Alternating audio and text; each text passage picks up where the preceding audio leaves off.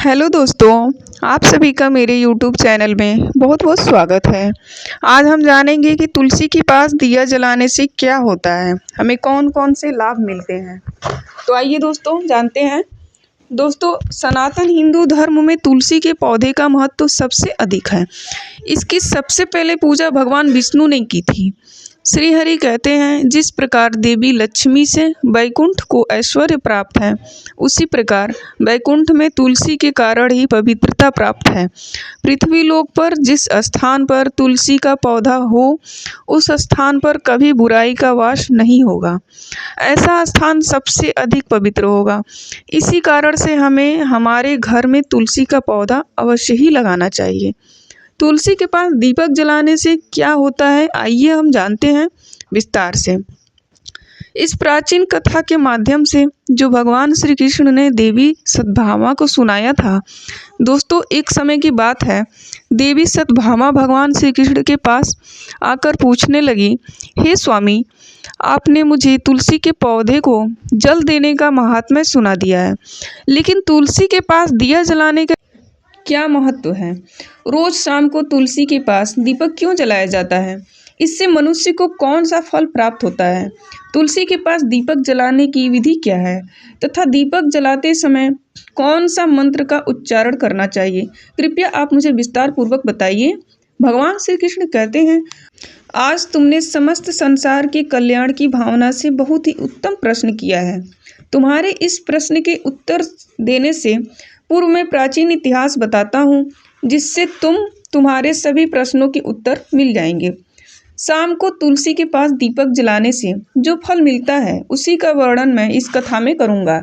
इसीलिए तुम इस कथा को ध्यान पूर्वक सुनना। इस कथा को पूरा सुनने मात्र से ही मनुष्य को 100 वर्षों तक तुलसी के पास दीपक जलाने का पुण्य प्राप्त होता है। देवी सत्यभामा कहती है, हे प्रभु, मैं इस कथा को सुनने के लिए उत्सुक हूँ। कृपया आप इस कथा को सुनाइए। मैं इस कथा को ध्यान पूर्वक सुनूंगी। तब भगवान श्री कृष्ण देवी सत्यभामा को कथा सुनाने लगते हैं। हे देवी, दक्षिण दिशा में तुंगभद्रा नाम की एक नदी है। उसी नदी के किनारे हरिहरपुर नाम का एक अत्यंत सुंदर नगर बसा हुआ है। उसी नगर में हरि दीक्षित नामक एक ब्राह्मण निवास करते थे। वे अत्यंत गुणवान, चरित्रवान, धर्म कार्य करने वाले तथा वेदों के मार्ग पर चलने वाले थे। उन्होंने समस्त शास्त्रों का अध्ययन किया हुआ था। उसी ब्राह्मण की एक पत्नी थी, जिसे लोग दुराचार कहकर पुकारते थे, क्योंकि उसके कर्म ही उसके नाम के अनुसार थे। वह सदैव ही अपने पति को अपमानित करती थी, अपने पति को कुवाच्य कहती थी, पति को भयंकर दुख देती थी, पति के लिए कभी भोजन नहीं बनाती थी। उसने अपने पति के साथ कभी शयन नहीं किया, कभी उसके साथ प्रेम व्यवहार नहीं किया। पति के मित्र और परिवार के लोग घर पर आते तो वह स्त्री उनका अपमानित करके उन्हें भगा देती थी और स्वयं काम भाव से उन्मत्त होकर निरंतर अन्य बेविचारिणी स्त्रियों के साथ घूमती रहती थी। उसका मन पति को छोड़कर पराये पुरुष में लगा रहता था। उसने कभी अपने पति के साथ प्रेम से बातें नहीं की थी, किंतु पराये पुरुष के संग बैठकर बातें करती थी। पराये पुरुषों को मोहित करने के लिए सज धज कर गाँव में घूमने जाया करती थी। कभी वह वहाँ किसी वृक्ष के नीचे खड़ी रहकर सुंदर पुरुषों की राह देखती और किसी दुष्ट पुरुष को मोहित करके उसके संग भोग विलास करती थी। एक दिन हरि दीक्षित ने अपने पत्नी से कहा, हे भद्रे, तुम्हारा यह आचरण उचित नहीं है। इस प्रकार से पाप करने पर तुम्हारा अहित ही होगा। इसीलिए तुम अभी से यह बुरे काम करना छोड़ दो। तुम्हारे इस प्रकार के व्यवहार से मुझे बड़ा दुख हो रहा है। तब उस दुराचारी ने कहा, न जाने किस पाप के कारण मेरा तुझ जैसे भिखमंगे से विवाह हुआ है। लगता है कि पिछले जन्म में मैंने पाप ही किया था। इसी कारण से मुझे तुम जैसे गरीब पति मिला है। तू मेरी कोई भी इच्छा को पूर्ण नहीं कर सकता। मुझे विवशता के कारण तेरी इस झोपड़ी में रहना पड़ता है। भिक्षा में लाया हुआ भोजन खाना पड़ता है। अब और अधिक मैं इस कष्ट को सहन नहीं करने वाली। किसी दिन मैं तुझे छोड़कर अवश्य ही चली जाऊंगी। तेरे साथ रहूंगी तो इस जन्म में भी मेरे द्वारा पाप ही होंगे। इसीलिए अब मैं किसी अन्य धनवान पुरुष से विवाह करूंगी। हरि दीक्षित ने अपनी पत्नी से कहा, हे प्रिय, तुम इस प्रकार से अपशब्द न बोलो। इस प्रकार से अपने पति को त्यागने का विचार अपने मन में छोड़ दो। जो स्त्री अपने पति को त्याग करके पराये पुरुष के पास जाती है, उसका अहित ही होता है, उसे नरक में ही जाना पड़ता है। उस दुराचारी पत्नी ने कहा, नरक में तुम्हें जाना पड़ेगा, क्योंकि तुम कोई काम धंधा तो करते नहीं, भीख मांगकर खाते हो और मुझे भी जुट्ठन खिलाते हो। पत्नी को दुखी और असंतुष्ट रखने वाला पति भी नरक में ही जाता है, और तुम्हारा घर कोई नरक के सजा से कम नहीं है। तुम्हारे साथ इस घर में रहने से अच्छा है मैं नरक में जाकर रहूं। इस प्रकार उस हरि दीक्षित की पत्नी ने अनेक प्रकार के कटु वचनों से अपने पति का अनादर किया और उसे अपमानित भी किया। श्री कृष्ण कहते हैं, हे देवी, जो स्त्री अपने पति का अनादर करती है और जो अपने पति का अपमान करती है, उसके घर में दुर्भाग्य ही आता है। पति को छोड़कर पराये पुरुष के पास जाने वाली स्त्री को नरक दंड अवश्य ही भोगना पड़ता है। अब आगे सुनो, उस दुराचार स्त्री के साथ क्या होता है। एक दिन वह दुराचार स्त्री वन में जाकर एक वृक्ष के नीचे खड़ी हो गई। उसका चित्त काम से भरा हुआ था। वह स्त्री सुंदर किसी पुरुष की राह देख रही थी, किंतु बहुत समय बीतने के बाद भी उस स्थान पर कोई पुरुष नहीं आया। इसीलिए वह अत्यंत दुखी हो गई और प्रीतम की खोज में इधर उधर देखने लगी। उस दिन का उसका सारा परिश्रम व्यर्थ हो गया था। वह वहां खड़ी होकर नाना प्रकार की बातें कहकर विलाप करने लगी। हाय हाय, आज तो इस मार्ग से कोई भी सुंदर पुरुष नहीं आया। अब मैं कैसे अपनी काम शांति करूं? आज की रात कैसे बीतेगी? कौन मेरे सुंदर शरीर का उपभोग करेगा? मेरी जवानी और सुंदरता को अकारण ही नष्ट हो रही है। कोई भी इस सुंदर शरीर को पाने की कामना नहीं करता। अब मैं कहाँ जाऊं? कौन मुझे अपनाएगा? कौन मेरे साथ भोग विलास करेगा? मेरा पति तो मूर्ख है, किंतु अब ऐसा लगता है कि संसार ही मूर्ख पुरुषों से भरा पड़ा है। कोई भी इतनी सुंदर स्त्री को पाने की कामना नहीं कर रहा है। मैं तो इतनी सुंदर हूँ कि देवता भी मुझे पाने की इच्छा करेंगे, लेकिन ये संसार तो पापी और तुच्छ पुरुषों से भरा पड़ा है, जो मुझ जैसी अप्सरा जैसी सुंदर स्त्री को दुर्लक्ष कर रहा है। हे भगवान, कोई सुंदर बलवान और पराक्रमी नर हो तो उसे मेरे पास भेजिए। चाहे वह मेरा भक्षण भी कर लेगा तो भी मैं प्रसन्नता से उसका आलिंगन कर लूंगी। भगवान श्री कृष्ण कहते हैं, हे देवी, इस प्रकार से उस स्त्री से जोर जोर से विलाप करने लगी। उसी जंगल में एक भयानक बाघ निवास करता था। उस पापी स्त्री की आवाज सुनकर वह जाग गया और उछलकर उस स्त्री का भक्षण करने के लिए उसके पास आ गया। उस बाघ का नाम था ध्वंसक। ध्वंसक का रूप अत्यंत भयानक था। उसका शरीर काले और नारंगी रंग की धारियों से युक्त था, जो जंगल की छाया में घुल मिल जाया करता था। उसकी आंखें अंगारे की तरह लाल थी, जो अंधेरे में भी चमकती थी। उसके जबड़े से लंबे तीक्ष्ण दांत बाहर निकले हुए थे, जो किसी भी जीव को चीरने के लिए पर्याप्त थे।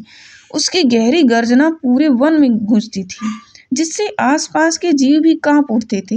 ध्वंसक की लंबी मजबूत पूंछ उसकी ताकत का प्रतीक थी। वह अपनी मांसक बलिष्ठ टांगों से जंगल में तेजी से दौड़ सकता था।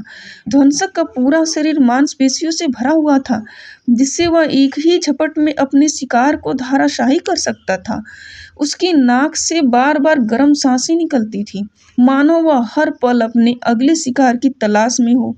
ध्वंसक एकमात्र लक्ष्य उन पापी और दुराचारी लोगों का भक्षण करना था, जिन्हें उस नियत से उन्हें सौंपा था। उस भयंकर बाघ को अपने सामने खड़ा हुआ देखकर उस स्त्री के पसीने छूटने लगे। वह भय से थरथर कांपने लगी। वह स्त्री कुछ करती इतने में ही उस बाघ ने अपने पंजे से उसे घायल कर दिया और वह स्त्री जमीन पर गिर पड़ी। जमीन पर गिरते ही वह स्त्री चिल्लाकर बोली, अरे बाघ, तू किस लिए यहाँ आया है? तू क्यों मुझे मार रहा है? मैं यहाँ पर अपने प्रीतम को खोज रही थी। तू मुझे छोड़ दे। मेरा भक्षण करके तू क्या मिलेगा तुझे? स्त्री की यह बात सुनकर वह बाघ क्षण भर के लिए रुक गया और बोला, हे दुष्ट, आज विधाता ने तुझे मेरा ग्रास भेजा है। तो जैसी पापिनी स्त्रियों का भक्षण करना ही मेरा काम है, तभी तुझे इस शरीर से मुक्ति मिलेगी। स्त्री कहने लगी, हे बाघ, तुम कौन हो? मुझे सच बताओ, तुम्हें किस कारण से बाघ होना पड़ा और तुम मुझ जैसी स्त्रियों का भक्षण क्यों करते हो? पहले मुझे सारी बात बताओ और फिर मेरा भक्षण करना। ध्वंसक नाम का वह बाघ कहने लगा, हे पापिन, मैं तुम्हें मेरे पूर्व जन्म का विधान सुनाता हूँ कि किस कारण से मुझे बाघ होना पड़ा।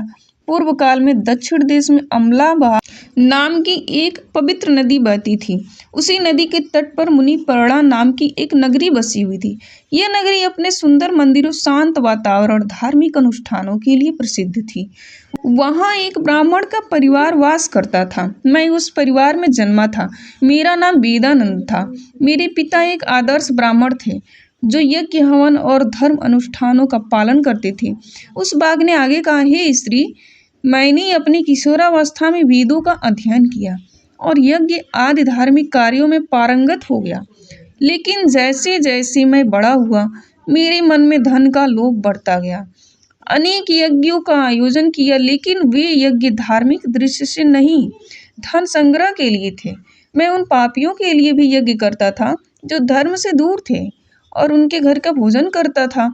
मैंने धन के लोभ में अनैतिक कार्यों का समर्थन भी किया। धर्म के मार्ग से भटकते हुए मैंने उन वस्त्रों को भी स्वीकार किया जिन्हें ब्राह्मण को नहीं लेना चाहिए। मेरा मन इतना लोभी हो गया था कि मैं ऋण के बहाने दूसरों से धन लेता और फिर उसे कभी वापस नहीं करता था।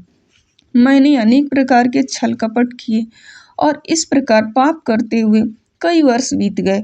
समय के साथ मेरा शरीर कमजोर हो गया, बाल सफेद हो गए, आंखें धुंधली हो गई और मुंह के दांत गिर गए। परंतु धन का लोभ अब भी मेरे मन में था और मैं पाप करता रहा। उस बाघ ने अपने दुख भरे स्वर में कहा, एक दिन धन के लालच में मैं नदी के किनारे गया। मैंने अन्य धूर्त ब्राह्मणों के साथ मिलकर लोगों को ठगा। हम सभी ने झूठे मंत्रों का उच्चारण किया और बिना विधि विधान के ही देवी देवताओं का पूजन भी किया। इसका उद्देश्य ही केवल धन धान्य की प्राप्ति थी। हमने लोगों को धर्म के नाम पर धोखा दिया। उस दिन मैंने काफी धन एकत्र किया, लेकिन उसी समय मेरे पास भयानक घटना हुई। मैं उसी दिन नदी के तट पर बैठा हुआ था, तभी एक बीमार और भटकता हुआ कुत्ता मेरे पास आया। मैंने उसे धुतकार कर भगा दिया, लेकिन वह क्रोध में आकर मेरे पैर को काट लिया।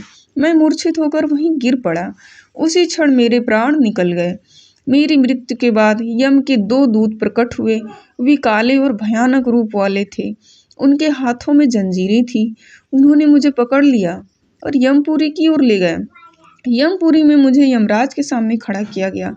यमराज ने अपने दिव्य सिंहासन से चित्रगुप्त को आदेश दिया कि वे मेरे कर्मों का लेखा जोखा प्रस्तुत करें।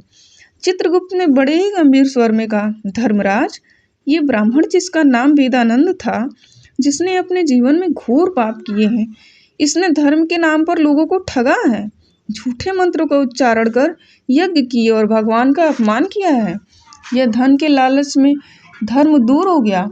इसने कभी भी धर्म का पालन नहीं किया, इसलिए यह पापी ब्राह्मण नरक जाने के योग्य है। फिर यमराज ने कहा, अपने दूतों को आदेश दिया, इस पापी नरक को अग्नि में डाल दो। यह वहां जाकर अपने कर्मों का फल भोगे। इसके बाद मुझे नरक की अग्नि में डाल दिया गया। वर्षों तक मैंने वहां की यातनाएं की। मेरी आत्मा को भयंकर पीड़ा सहनी पड़ी। अनेक वर्षों की सजा के बाद मेरे पापों के कारण मुझे बाघ का शरीर प्राप्त हुआ और मैं इस दुर्गम वन में निवास करने लगा। ध्वंसक ने अपनी कहानी को समाप्त करते हुए कहा, अपने पूर्व जन्म के पापों का प्रायश्चित करते हुए मैंने संकल्प लिया है कि मैं कभी भी महात्मा, साधु पुरुष या सती स्त्रियों का भक्षण नहीं करूंगा। मैं केवल उन पापियों और दुराचारियों, उल्टा स्त्रियों का ही भक्षण करता हूँ जिन्होंने अपने जीवन में अधर्म के मार्ग पर चलकर दूसरों को दुख दिया है। मुझे विश्वास है कि ऐसा करने से मुझे मेरे पापों से मुक्ति मिलेगी और मैं इस शरीर से जल्द ही मुक्त हो जाऊंगा। श्री कृष्ण कहते हैं, हे देवी, इस प्रकार से उस बाघ ने अपने पूर्व जन्म का वृत्तांत सुना दिया और उस स्त्री से कहने लगा, हे पापिनी, आचरण से तू उल्टा दिखाई पड़ती है। तू अपने पति को छोड़कर अन्य किसी के साथ इस वन में भोग विलास करने के लिए आई है, इसलिए आज तू मेरा घास अवश्य बनेगी। इतना कहकर उस बाघ ने अपने तीक्ष्ण नाखूनों से उस पापी स्त्री को मारकर खा लिया और उस स्थान से चला गया। उस स्त्री के पास उस स्थान पर 2 यम के 2 दूत प्रकट हुए और उस पापी स्त्री को उठाकर संयमपुरी ले गए। वहां पर उसे यमराज के सामने खड़ा किया गया। फिर चित्रगुप्त ने उस स्त्री का लेखा जोखा निकालते हुए यमराज से कहा, हे धर्मराज, यह स्त्री तो अत्यंत पापिनी है। इसने तो घोर पाप किया है। यह व्यभिचारी है। इसने अपने पति की कभी सेवा नहीं की। अपने पति को छोड़कर पराये पुरुष के साथ भोग विलास किया करती थी। उसके पापों को सुनकर यमराज अत्यंत क्रोधित हो गए और उन्होंने उस स्त्री को अग्नि से भरे हुए कुंडों में डालने का आदेश दे दिया। यमराज के आदेश को सुनकर वह स्त्री अत्यंत भयभीत हो गई और फिर वह दुराचार स्त्री यमराज से कहने लगी, हे धर्मराज, कृपया मुझे मेरे पापों के लिए क्षमा करें। मैंने यह अनजाने में पाप किए हैं। कृपया मुझे प्रायश्चित का अवसर प्रदान करें। यमराज कहते हैं, हे स्त्री, तुमने जो पाप किए हैं वो निंदनीय है। तुम्हारे पापों के लिए प्रायश्चित करने का कोई प्रावधान नहीं है। जो स्त्री अपने पति को त्याग करती है, अपने पति को छोड़कर पराये पुरुष के साथ विहार करती है, तो उसे निश्चित ही नरक में जाना पड़ता है। इसलिए अब तुम्हें नरक की यातनाएं भोगनी पड़ेगी। फिर यमराज ने अपने दूतों से कहा, हे दूत, इस पापी स्त्री को ले जाओ और भयंकर नरक में डाल दो। यह उसी के योग्य है। फिर यम के दूत उस स्त्री को नरक में ले जाते हैं। फिर अनेक वर्षों तक जलते हुए कुंड के तेल में पकाया गया। फिर उसे निकालकर रौख नामक नरक में डाल दिया गया। इस प्रकार उस स्त्री को अनेक वर्षों तक अलग अलग नरकों में डाला गया। नरक में कष्ट भोगने के बाद वह महापापिनी स्त्री पृथ्वी लोक पर आकर चांडालिन के रूप में उत्पन्न हुई। चांडाल के घर में जन्म लेकर वह फिर अनेक पाप करने लगी, व्यभिचारी करने लगी, अनेक पापी पुरुषों के संग विहार करने लगी। फिर कुछ समय बाद पूर्व जन्म के पापों के कारण उसे कोढ़ का रोग हो गया। वह भयानक पीड़ा सहन करने लगी। उसका अंग जलने लगा, उसके नेत्रों में पीड़ा होने लगी। इस दुख को सहन करती हुई वह दिन बिताने लगी। फिर एक दिन वह तीर्थ में स्नान करने के लिए अंतपुर में चली गई। वहां पर वह एक आश्रम में निवास करने लगी। उस आश्रम में एक तुलसी का पौधा था। अन्य स्त्रियों को वह वहां पर तुलसी के पास दीपक जलाते हुए देखकर उस स्त्री को बड़ा आश्चर्य हुआ। फिर एक दिन वहां निवास करने वाले एक साधु से उस स्त्री ने पूछा, हे साधु महाराज, ये कौन सा पौधा है और यह स्त्रियां इसके नीचे दीपक क्यों जला रही हैं? तब उस साधु ने कहा, हे कल्याणी, यह अत्यंत पवित्र तुलसी का पौधा है। इसके दर्शन करने मात्र से ही संकटों का नाश होता है। इस तुलसी को जल देने से देवी देवताओं की कृपा प्राप्त होती है तथा इस पवित्र पौधे के पास दीपक जलाने से समस्त पाप नष्ट हो जाते हैं। उस साधु की बात सुनकर उस स्त्री को बड़ी प्रसन्नता हुई और उसने साधु से कहा, हे साधु महाराज, यदि कोई अत्यंत पापिनी स्त्री भी इसके पास दीपक जलाएगी तो उसके पाप नष्ट होंगे क्या? वह साधु कहते हैं, हे पुत्री, यह सत्य है। यदि किसी स्त्री ने घोर पाप भी किए हों तब भी उसके पाप नष्ट होते हैं। उसके सभी जन्मों के पाप भी तुलसी के पास दीपक जलाने से नष्ट होते हैं। किंतु हे पुत्री, तुम कौन हो और किस कारण से यह प्रश्न पूछ रही हो? वह स्त्री कहती है, साधु महाराज, मैं अत्यंत पापिनी हूँ। मैं व्यभिचारी हूँ तथा अनेक प्रकार के पाप किए हैं। मेरे पापों के कारण ही मेरी ऐसी दुर्दशा हो रही है। कृपया मुझे पापों से मुक्ति का उपाय बताइए।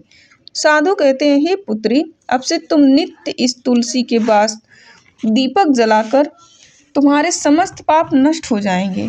उस साधु की बात सुनकर उस स्त्री ने भी वही किया। उसने तुलसी के पौधे के पास एक दीपक जला दिया। इस प्रकार से वह स्त्री नित्य उसी स्थान पर तुलसी के पास ही दीपक जलाने लगी। फिर एक दिन वह स्त्री शाम के समय तुलसी के पास दीपक जलाने लगी तो उसी समय उसकी हृदय फटने से उसकी मृत्यु हो गई और वह वहीं जमीन पर गिर पड़ी। यमराज के दो दूत उस स्त्री को यमलोक ले जाने के लिए उस स्थान पर प्रकट हुए।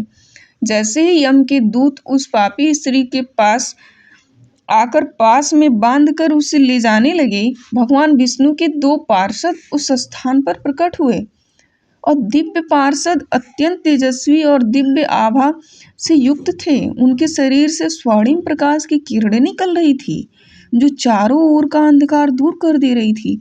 उनका रूप इतना मोहक और दिव्य था जो उन्हें देखकर किसी का भी मन श्रद्धा से भर जाता। और उनके चेहरे पर शांत मुस्कान थी जो अपार करुणा और दया को प्रतीक थी। उनके वस्त्र रत्न जड़ित और रेशमी थे जो नीले और सुनहरे रंग से चमक रहे थे, मानो स्वयं वैकुंठ का सौंदर्य उनके व्यक्तित्व में समाया हो। उनके कानों में सुनहरे कुंडल हिल रहे थे जिनसे दिव्य संगीत की ध्वनि प्रतीत होती थी। उनके माथे पर तिलक और चमकती हुई बिंदी जो उनकी दिव्यता का सूचक थी। वे दोनों विशाल कद और बलिष्ठ थे। उनके हाथों में दिव्य गदा थी जो न्याय और धर्म की शक्ति का प्रतीक थी। वे इस स्त्री को अपने दिव्य स्पर्श से मुक्ति का आश्वासन देने आए थे, जिससे उसके सभी पाप नष्ट हो सके और उसे स्वर्ग की यात्रा का अधिकारी बना सके। उन पार्षदों ने महाराज के दूतों को रोक लिया और कहने लगे, हे यमदूतों, तुम इस स्त्री को छोड़ दो। यह स्त्री नरक जाने की योग्य नहीं है। तुम्हें जिसके आदेश से ऐसा अधर्म कर रहे हो। फिर यम के दूत कहने लगे, पार्षद, हम यमराज के आदेश से इस पापी स्त्री को उठाकर ले जा रहे हैं, किंतु अब आप हमें किस कारण से रोक रहे हैं? यह स्त्री अत्यंत पापी है, इसे नरक में ले जाने की आज्ञा मिली है। यह सुनकर भगवान विष्णु के पार्षद मुस्कुराए और बोले, हे यमदूतों, तुम सत्य बोलते हो, लेकिन इस स्त्री का एक ऐसा पुण्य भी है जो इसके समस्त पापों को मिटा चुका है। क्या तुमने देखा नहीं कि इसने अपने जीवन में संध्या के समय तुलसी के समीप दीपक जलाया है? यमदूतों ने चकित होकर पूछा, हे पार्षद, क्या केवल तुलसी के समीप दीपक जलाने से इसके समस्त पाप नष्ट हो जाते हैं? भगवान विष्णु के पार्षदों ने गहन दृष्टि से यमदूतों की ओर देखा और समझाया, तुम इस बात को नहीं समझते। यमदूतों, तुलसी भगवान विष्णु की परम प्रिय है और जो भक्त श्रद्धा और भक्ति से तुलसी के समीप दीपक जलाता है वह विष्णु की शरण कृपा का पात्र बन जाता है। संध्या के समय दीपक जलाने का पुण्य अत्यंत गुना बढ़ जाता है और यह न केवल उसके पापों को नष्ट कर रहा है बल्कि उसके स्वर्ग का अधिकारी भी बनाता है। इससे स्त्री ने सच्चे मन से तुलसी का पूजन किया और दीपक प्रज्वलित किया है। इसी कारण इसके सारे पाप जलकर राख हो चुके हैं। अब यह नरक जाने की योग्य नहीं है। यमदूतों ने अपने हाथ जोड़कर कहा, हे पार्षदों, आप सत्य कह रहे हैं। हमें इसके भक्ति के बारे में जानकारी नहीं थी। यदि यह भगवान विष्णु के प्रिय भक्त है तो इसे हम कैसे नरक ले जा सकते हैं? भगवान विष्णु के पार्षदों ने मधुर स्वर में कहा, इसलिए हे यमदूतों, अब तुम लौट जाओ। इस स्त्री ने तुलसी की सेवा की है, उस दीपक की रोशनी में अपने सारे पापों को भस्म कर चुकी है। अब इसे विष्णु लोक में ले जाया जाएगा जहां इसका स्वागत होगा। यह सब स्वर्ग की अधिकारी बन चुकी है। पार्षदों की बात सुनकर यमदूतों ने उस स्त्री को उसी स्थान पर छोड़ दिया और यमलोक लौट गए। वहां जाकर उन्होंने यमराज को सारा वृत्तांत सुना दिया। फिर भगवान विष्णु के पार्षद उस स्त्री को दिव्य विमान में बैठाकर स्वर्ग लोक को ले गए। भगवान श्री कृष्ण कहते हैं, हे देवी सत्यभामा, इस प्रकार से तुलसी के पास केवल दीपक जलाने मात्र से ही मनुष्य के सभी पाप नष्ट हो जाते हैं। जो स्त्री नित्य शाम को तुलसी के दीपक जलाया करती है वह सौभाग्यशाली बनती है। उसके पूर्व जन्मों के सभी पाप नष्ट हो जाते हैं। उसे सुख समृद्धि की प्राप्ति होती है। रोज तुलसी के पास दीपक जलाते समय इस मंत्र का उच्चारण करना चाहिए, ओम तुलसी देव्यम च विद्महे विष्णु प्रियाय च धीमहि तन्नो वृंदा प्रचोदयात्। श्री कृष्ण कहते हैं, हजारों अमृत के घड़ों से नहलाने पर भी श्री हरि को उतनी तृप्ति नहीं होती जितनी वे मनुष्यों की द्वारा तुलसी का एक पत्ता चढ़ाने से प्राप्त होता है। 10,000 गोदान से जो फल प्राप्त होता है वही फल तुलसी पत्र के दान से पा लिया जाता है। जो मृत्यु के समय अपने मुख में तुलसी पत्र का जल पा जाता है वह संपूर्ण पापों से मुक्त होकर भी श्री कृष्ण के धाम चला जाता है। वह भक्त तुलसी के पास दीपक जलाता है तो उस प्रकाश में निहित ऊर्जा नकारात्मक शक्तियों को नष्ट करती है और सकारात्मकता का संचार करती है। यह आध्यात्मिक वातावरण को शुद्ध करता है और घर में देवताओं की कृपा को आकर्षित करता है।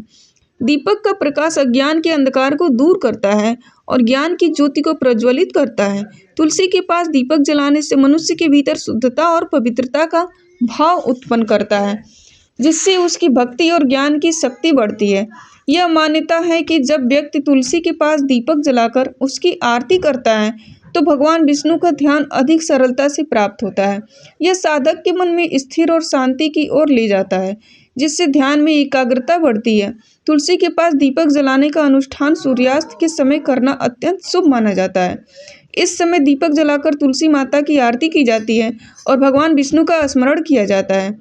इसे करने से विशेष पुण्य प्राप्त होता है। प्रतिदिन संध्या के समय में तुलसी के पास दीपक जलाते समय ओम नमो भगवते वासुदेवाय मंत्र का जाप करना चाहिए। यह मंत्र घर की नकारात्मक को दूर करता है और भगवान विष्णु की कृपा प्रदान करता है। तुलसी के पास घी या तिल के तेल या दीपक जलाना शुभ होता है।